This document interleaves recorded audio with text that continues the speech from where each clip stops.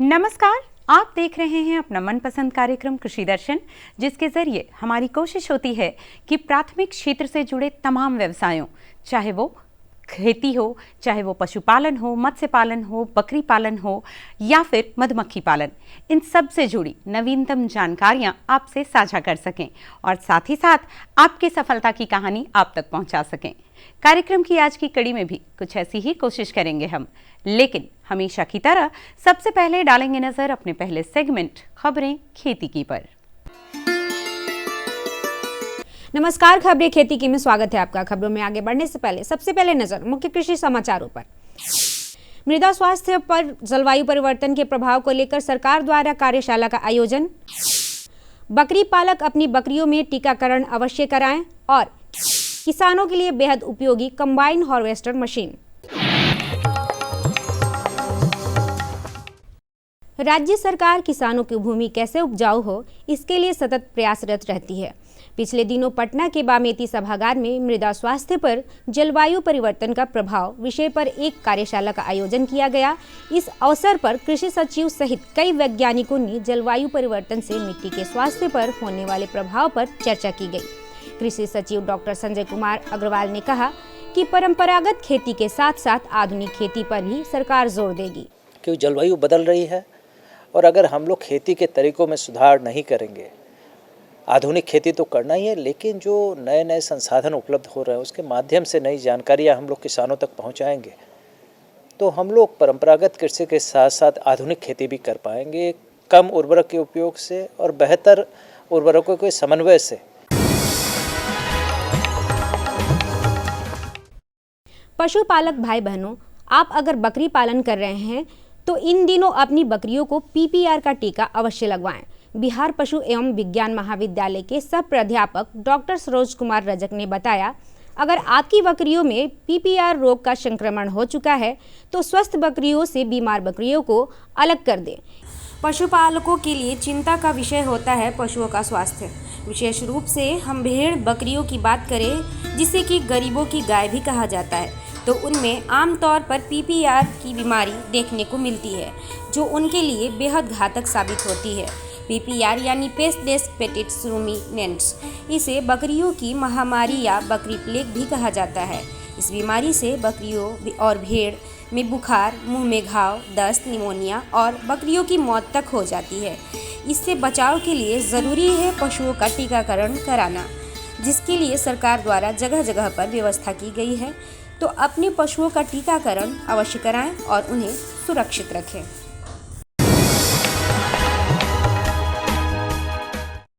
किसान भाई बहनों, यदि आपने चना की खेती की है तो अपनी फसल को कीटों के प्रकोप से बचाएं। फरवरी माह में जब चना की फसल में फलियां आनी शुरू होती है तो उन पर फली फेदक कीट के प्रकोप का खतरा बढ़ जाता है। अपनी फसल को इससे सुरक्षित रखने के लिए आप इंडोफोर्स कार्प का छिड़काव कर सकते हैं। विशेष जानकारी ICAR के प्रधान वैज्ञानिक डॉक्टर AK चौधरी से।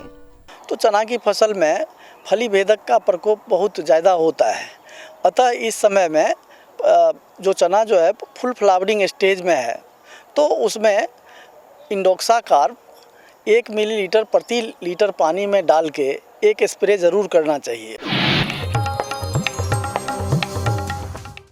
मुर्गी पालक भाई बहनों, अगर आप मुर्गी व्यवसाय से जुड़े हुए हैं तो मुर्गियों के नस्लों पर विशेष ध्यान देने की ज़रूरत है, क्योंकि नस्लों के आधार पर ही मुर्गियों की मांगे बाजारों में बढ़ जाती है। बिहार के विविध क्षेत्रों के लिए वनराजा और कड़कनाथ अच्छे नस्ल माने जाते हैं। इन नस्लों से आमदनी अच्छी होगी।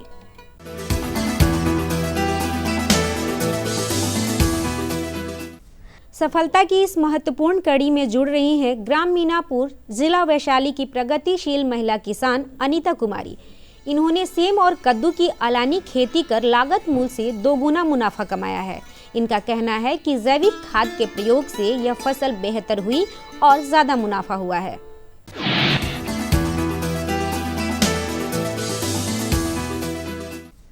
कृषक बंधुओं, कंबाइन हार्वेस्टर मशीन का उपयोग करने से मजदूरों की समस्या दूर होती है, साथ ही कम समय में ज़्यादा काम किया जा सकता है। इस मशीन के उपयोग से एक बार में ही फसल की कटाई, कुटाई, दौनी और फसल के दानों की सफाई एक साथ हो जाती है। इसे विशेष रूप से गेहूं, मक्का, चना, सरसों और मूंग की फसलों की कटनी और दौनी के लिए प्रयोग किया जाता है।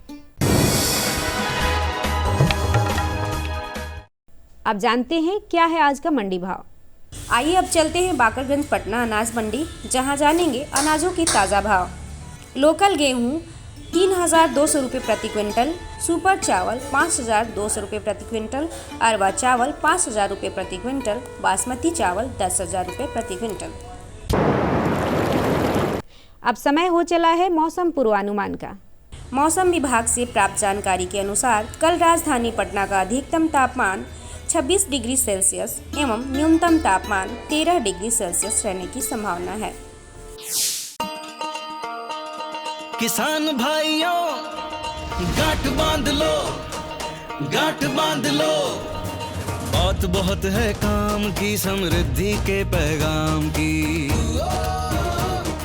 मिट्टी के मिजाज को समझो, मिट्टी के हर राज को समझो, मिट्टी की तुम जांच कराओ, मुफ्त सॉइल हेल्थ कार्ड ले जाओ। कभी मुनासिब बीज लगाओ, सही किस्म की खाद ले आओ, जितनी जरूरी उतनी डालो, सही मात्रा खुद पहचानो, इसको अपना मंत्र बना लो, मिट्टी की सेहत तो जानो।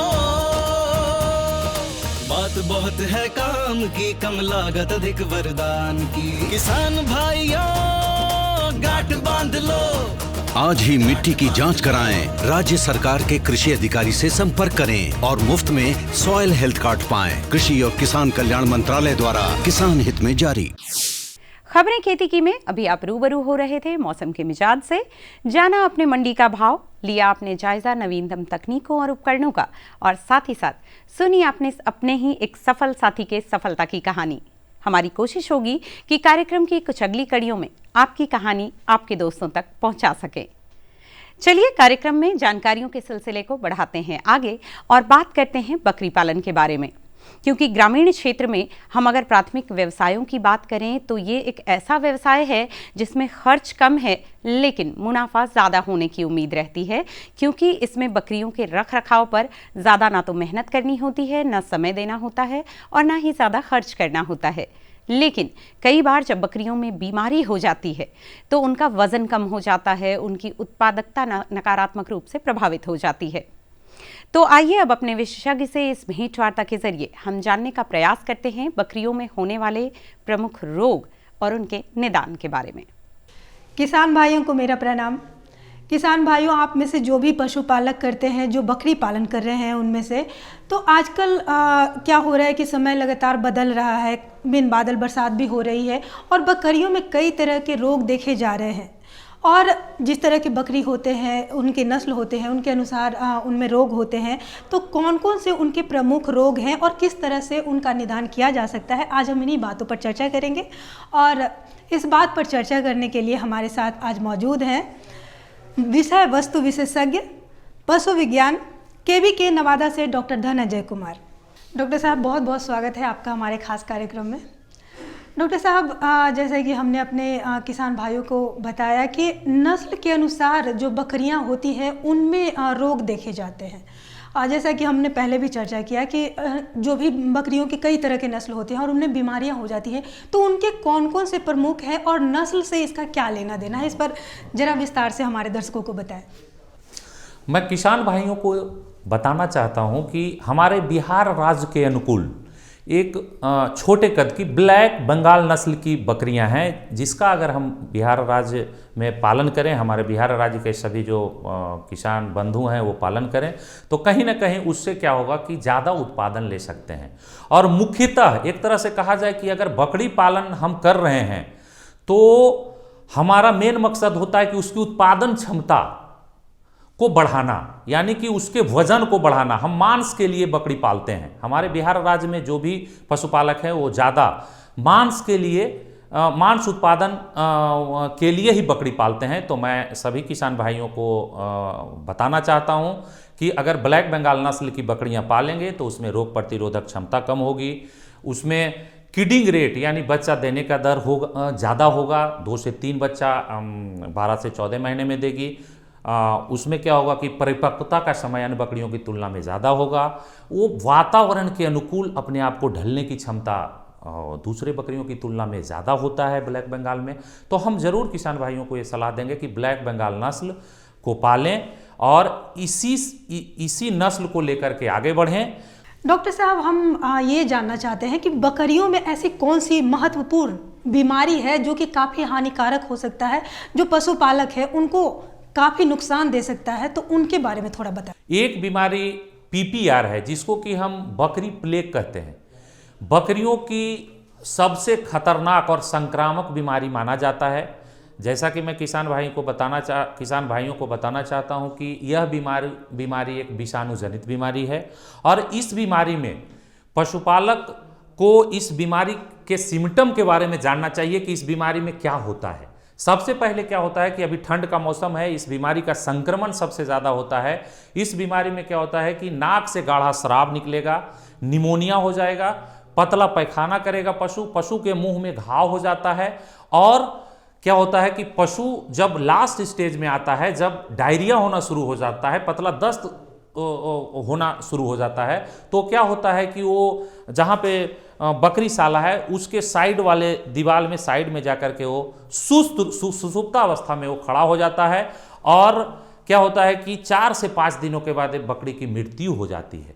तो इसमें किसान भाइयों को ये ध्यान देना चाहिए कि जैसे ही इस बीमारी का पता चले कि हमारी बकरी खांस रही है, उसके नाक से गाढ़ा शराब गिर रहा है, तो उस समय क्या करना चाहिए पशुपालक को कि चारागाह में आप अपने बकरी को चरने के लिए नहीं छोड़ें। जैसा कि मैं बताना चाहता हूं कि प्रभावित पशु के पेशाब से, प्रभावित पशु के पैखाना से, प्रभावित पशु के संदूषित भोजन से इस बीमारी का संचार होता है। अगर बकरी पशु चारागाह में चरने के लिए जाएगी तो वहाँ पे क्या होगा कि इन्फेक्शन जो है उसके पेशाब से, उसके पैखाना से, उसके सलाइवा से, लार से वो बीमारी फैल जाएगा। और ये बीमारी ऐसा देखा गया है कि अगर कहीं भी कोई भी एरिया में इस बीमारी का संचार होता है तो 5 से 10 दिनों में पूरे एरिया को ये कवर कर लेता है।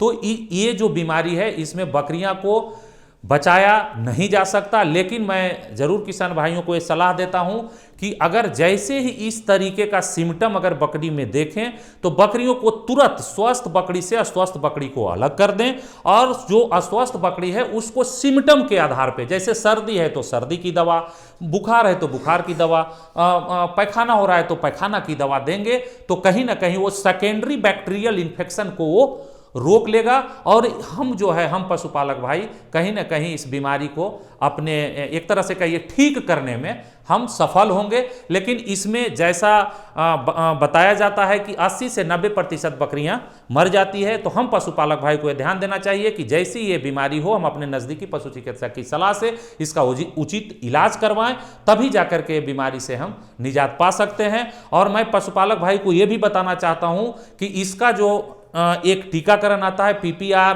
टीकाकरण आता है, जो कि बरसात के पहले और ठंड के पहले जो भी आपको सूटेबल लगे, जैसे यानी कि ठंड के पहले, ये बीमारी ज़्यादा ठंड में ही होता है, तो ठंड के पहले साल में एक बार 1 ml चमड़ी में नज़दीकी पशु चिकित्सक की सलाह से इसका प्रयोग करें। तो कहीं ना कहीं जो ये बीमारी इतना खतरनाक है, पूरी बकरियां जहां आसपास क्षेत्र की बकरियां जो है मृत्यु दर इसमें ज़्यादा होता है, जो कहीं ना कहीं हम कहीं उस मृत्यु दर रुक जाएगी। और साथ में मैं ये पशुपालक भाई को बताना चाहता हूं कि अगर ये बीमारी हो तो गाभिन बकरी को टीकाकरण नहीं करना है और उसके बाद 3 महीना से नीचे जितनी भी बकरियां उसका टीकाकरण करना है।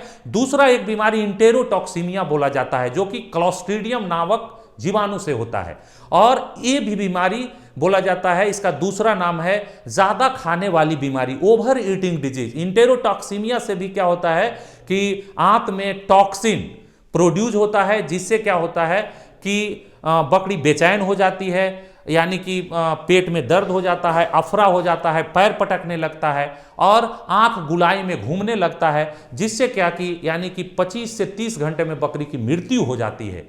तो हम पशुपालक भाई को ये जरूर सलाह देंगे कि वो अपने बकरी को जब भी भोजन दें तो भोजन को चेंज ना करें, यानी कि जो भोजन देते हैं जैसे कि यानी प्रोटीन युक्त, स्टार युक्त भोजन देते हैं, यानी कि ओवर यानी ज़्यादा वो अगर अनाज खा लेगी, ज़्यादा प्रोटीन युक्त भोजन कर लेगी अगर बकरी, अगर ज़्यादा क्या होता है कि कभी कभी दूध पी लेती है, तो ये इन सारी समस्याओं का प्रॉब्लम जो है किसानों के पास आता है। तो कहीं ना कहीं हम जरूर पशुपालक भाई को ये सलाह देंगे कि इंटेरोटॉक्सीमिया भी एक खतरनाक बीमारी, जैसे पीपीआर एक खतरनाक बीमारी है, वैसे इंटेरोटॉक्सीमिया भी एक ओवर ईटिंग डिजीज जिसको बोलते हैं वो भी एक खतरनाक बीमारी है। तो इससे निजात पाने के लिए हमको उसके खाने पर ध्यान देना होगा, उसके लायक सुपाच्य भोजन देना होगा और साफ सफाई रखना होगा। तीसरी बीमारी एक है गीड, जो कि कृमिनाशक दवा का प्रयोग ससमय नहीं करने से होता है। गीड जो बीमारी है जिसमें कि पशुपालक देखते होंगे कि जो बकरियां चारों तरफ अपने आप घूमना चालू करती है, माथा जो है उसका जो हेड है वो दीवार में पटकता है, कभी कभी पैरालाइसिस हो जाता है, चारों तरफ घूमता है, ये जो बीमारी होता है फीता कृमि परजीवी के कारण होता है। और इस बीमारी को फैलाने में सबसे बड़ा जो रोल प्ले करता है वो कुत्ता, जो आसपास कुत्ता रहता है उसके पैखाना से इस बीमारी का संचार होता है। आसपास कुत्ता क्या करता है, वो अपने पैखाना को डेफिकेट करता है और वो क्या होता है, पैखाना सूख जाता है और पूरे वातावरण में चारागाह में फैल जाता है, वहाँ पे बकरियाँ जाती है और वो वही इन्फेक्शन अपने मुंह के द्वारा पेट में इंटेस्टाइन में चला जाता है, उसका ग्रेविड सेगमेंट अंदर चला जाता है, जिसके कारण क्या होता है कि वो ब्लड के थ्रू ब्रेन में जा करके, देखिएगा अक्सर हाँ कभी कभी इस तरीके का अगर बीमारी देखा जाए तो दोनों सींग के बीच में एक सिस्ट, फीता कृमि एक सिस्ट यानी कि पानी भरा हुआ एक थैली रहता है, वही थैली जिस पोजीशन में जाएगा उसी पोजीशन में पशु को, जैसे अगर इस साइड जाएगा तो क्या होगा कि एक साइड चलना शुरू कर देती है, पशु चारों तरफ घूमना चालू कर देती है, माथा पटकना चालू कर देती है और अंत में क्या होता है, कुछ दिनों के बाद क्या होता है कि वो पशु एक तरह से कहिए कि कमजोर हो जाती है और उत्पादन क्षमता पे कुप्रभाव पड़ता है। तो हम किसान भाई को जरूर ये सलाह देंगे कि फेनबेंडाजोल 150 मिलीग्राम बरसात के पहले और बरसात के बाद जरूर दें, जिससे कि इस बीमारी के साथ साथ उनके उत्पादन क्षमता पे भी कुप्रभाव न पड़े। मैं किसान भाइयों को ये भी बताना चाहता हूं कि अगर एक कृमिनाशक दवा का प्रयोग नहीं करेंगे तो अगर कृमिनाशक दवा का नहीं प्रयोग करेंगे तो 2.5 से 3 केजी बकरी का वजन जो है वो घटेगा। अगर कृमिनाशक दवाई का प्रयोग करेंगे तो 2.5 से 3 केजी वजन बढ़ेगा। तो तीसरी बीमारी के बारे में मैं चर्चा किया। चौथा बीमारी जो होता है चेचक होता है ना, कि चेचक जैसे हम लोगों को भी चेचक होता है वैसे पशु में भी चेचक होता है। जब चेचक हो जाए तो ये भी एक विषाणु जनित बीमारी है, ये भी बीमारी गंदगी से फैलता है। तो हम जरूर पशु पालक भाई को, जो बकरी पालक हैं, उनको मैं ये सलाह देता हूं कि आप अपने बकरी शाला में चूना का छिड़काव जरूर करें। बकरी शाला में अगर चूना का छिड़काव करेंगे तो क्या होगा कि जीवाणु जनित और विषाणु जनित बीमारी जो फैलेगा वो चूना देने से क्या होगा, वो माइक्रो ऑर्गेनिज्म जो है डिस्ट्रक्ट हो जाएगा, वो विनष्ट हो जाएगा और हमारा पशुशाला साफ सुथरा रहेगा तो बीमारी कम होगा। तो हम पशुपालक भाई को ये जरूर सलाह देते हैं कि अपने पशुशाला में, बकरी शाला में चूना का छिड़काव जरूर करें, तब जाकर के इस बीमारी से निजात पा सकते हैं। और जितनी भी बीमारियां होती है, बीमारियों को रोकने के लिए पशुशाला की साफ सफाई और उसको निसंक्रमित रखना बहुत जरूरी है। आसपास चूना का छिड़काव करें, ब्लीचिंग पाउडर का छिड़काव करें। कहीं ना कहीं हम जो इतनी सारी बीमारियां जो होती है बकरियों में, तो कहीं ना कहीं उससे हम भी निजात पाएंगे। मैं पशुपालक भाई को ये भी बताना चाहता हूं कि अगर कोई भी बकरी हो, अगर उसके शरीर में कभी कभी क्या होता है कि खुजली हो जाता है, कभी कभी रोया हट जाता है उनके शरीर से, पशु के शरीर से, तो हम पशुपालक भाई को यह ध्यान देना चाहिए कि नज़दीकी पशु चिकित्सक की सलाह से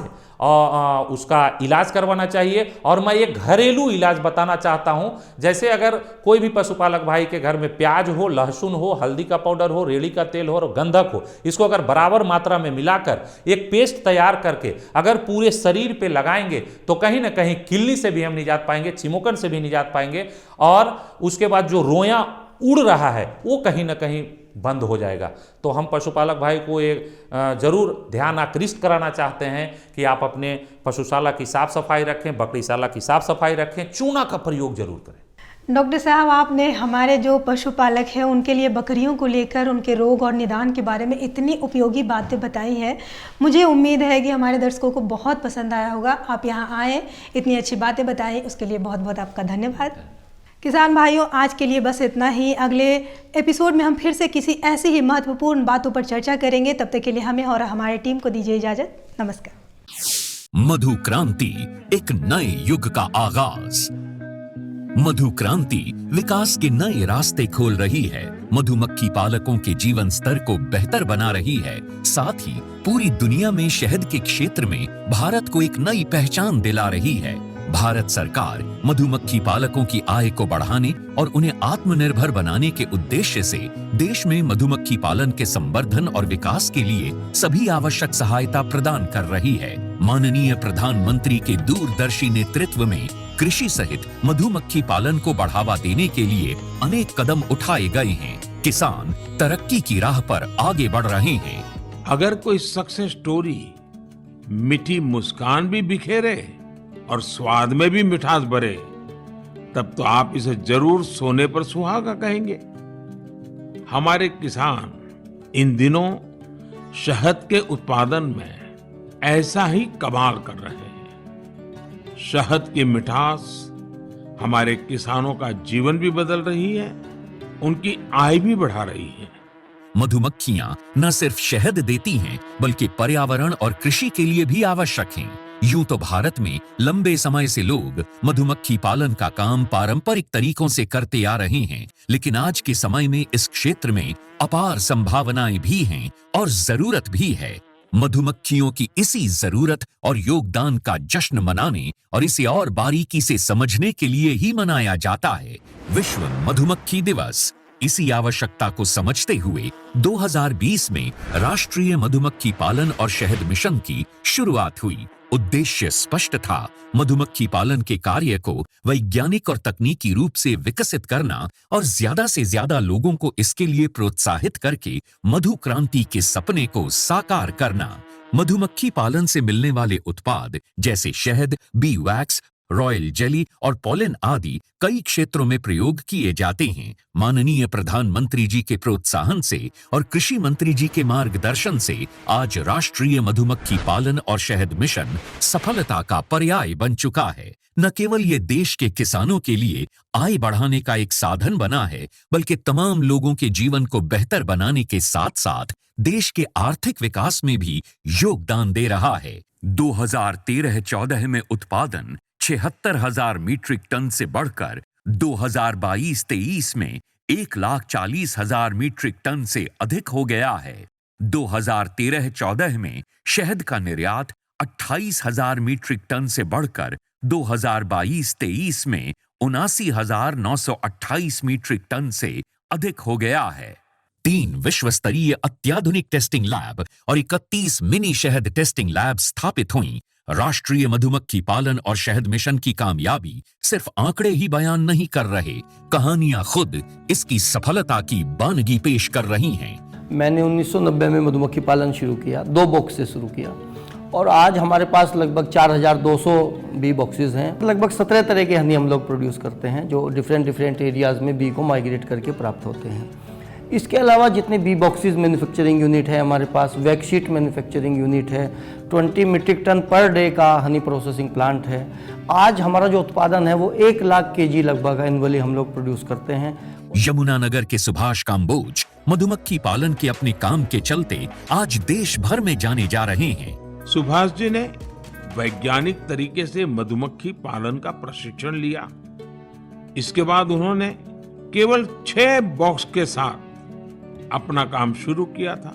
मैंने सिर्फ अपने पोलिनेशन के लिए और शहद खाने के पर्पज से ये बॉक्स रखे थे। जब मैंने देखा कि मधुमक्खियां भी बढ़ रही हैं और हमें शहद भी मिल रहा है, तो मैंने फिर प्रोफेशनल तौर पे इसी काम को ही करने की सोची और आज की तारीख में मैं लगभग 1500 बॉक्स पे मधुमक्खी पालन कर रहा हूँ। ज्यादा से ज्यादा लोग इस मिशन का हिस्सा बन रहे हैं। इतना ही नहीं, ये मिशन नारी शक्ति को और अधिक सशक्त बनाने में भी बड़ा योगदान दे रहा है। अभी तक महिलाओं के 164 स्वयं सहायता समूहों को इससे जोड़ा जा चुका है। इसी तरह मधु क्रांति पोर्टल पर अभी तक लगभग 14,000 से अधिक पालक और 22 लाख से अधिक कॉलोनीज रजिस्टर हो चुकी हैं। आज भारत प्राकृतिक शहद का 6वां सबसे बड़ा निर्यातक देश है। भारत मधुमक्खी पालन और शहद उत्पादन के क्षेत्र में सारी दुनिया के लिए एक मिसाल के तौर पर उभर कर सामने आ रहा है। मधु क्रांति आए और रोजगार के अवसर बढ़ाए। उम्मीद करते हैं कि आप इन जानकारियों का पूरा लाभ ले पाएंगे। कार्यक्रम की कुछ अगली कड़ियों में कुछ ऐसी ही और भी जानकारियां, कुछ नए विषय और विशेषज्ञों को लेकर होंगे आपसे फिर रूबरू। तब तक के लिए रखिए अपना और अपनों का ख्याल और दीजिए इजाजत। नमस्कार। हमारा पता है कृषि दर्शन, कमरा नंबर 203, द्वारा केंद्र निदेशक, दूरदर्शन केंद्र पटना, फ्रेजर रोड, पटना। हमारा ईमेल एड्रेस है director@ddkpatna@gmail.com और kddkpatna@gmail.com।